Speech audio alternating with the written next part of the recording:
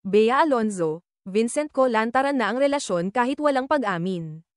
Bagamat walang formal na kumpirmasyon mula sa kanilang panig, tila hindi na kinakailangang itanong pa kung may espesyal na namamagitan kina Bea Alonzo at Vincent Co. Sa kabila ng pagiging tahimik ng dalawa sa kanilang personal na ugnayan, mas lalong lumalakas ang hinala ng publiko at mga fans na may matamis na pagtitinginan na namamagitan sa kanila. Kamakailan, muling naging usap-usapan sa social media ang dalawa matapos mamataan si Vincent Co sa isang event na may kinalaman sa negosyo ni Bea. Sa ginanap na Bash Warehouse Sale, isang kilalang brand na konektado kay Bea, nandoon si Vincent bilang isa sa mga panauhin. Ayon sa ilang mga netizen na naroroon, kitang-kita raw ang pagiging supportive nito sa aktres. Hindi naman ito ang unang beses na nasangkot ang pangalan ni Vincent sa mga aktibidad ni Bea. Ilang buwan na rin ang nakalilipas mula nang mapansin ng publiko ang madalas na pagsasama ng dalawa, maging sa mga pribadong selebrasyon at ilang social events na dinaluhan nila, magkasama man o hindi. Ay hindi maikakailang laging nauugnay ang isa sa isa.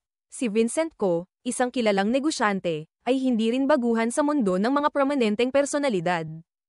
Ngunit sa kabila ng kanyang tagumpay sa larangan ng negosyo, tila mas nakilala siya ng masa nang maging malapit kay Bea Alonzo, isa sa pinaka-in-demand at respetadong aktres ng kanyang henerasyon. Ayon sa ilang malalapit sa dalawa, hindi na raw lingid sa kaalaman ng kanilang mga kaibigan ang tunay na estado ng relasyon nila, kahit pa hindi nila ito idinadaan sa malalaking pahayag sa media. Bagkus, mas pinipili raw ng aktres at ng negosyante na panatilihin ang pribadong aspeto ng kanilang ugnayan.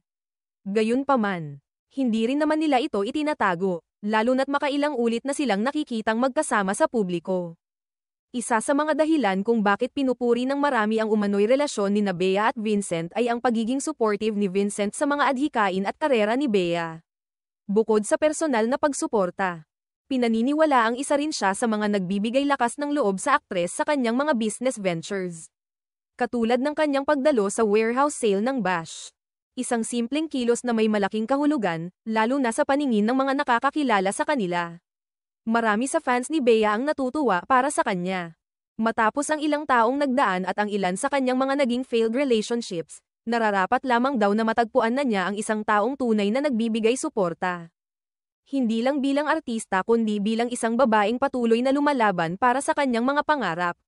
Sa kabila ng kasabikan ng publiko sa kung kailan ba aamin ang dalawa, tila wala namang pressure sa panig nila Bea at Vincent. Sa ngayon, mas pinipili nila ang mamuhay ng tahimik, masaya, at puno ng respeto sa isa't isa, kahit wala pang opisyal na deklarasyon ng pag-iibigan.